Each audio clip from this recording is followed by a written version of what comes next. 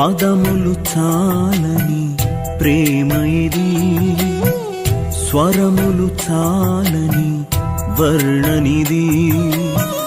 పదములు చాలని ప్రేమ ఇది, స్వరములు చాలని వర్ణనిది. కరములు చాపి నిన్ను కౌగలించి పెంచిన కన్నవారి కంటే ఇది మిన్నయైన ప్రేమ. వారిని సహితము కన్న ప్రేమ, ప్రేమ ఇది యేసు ప్రేమ.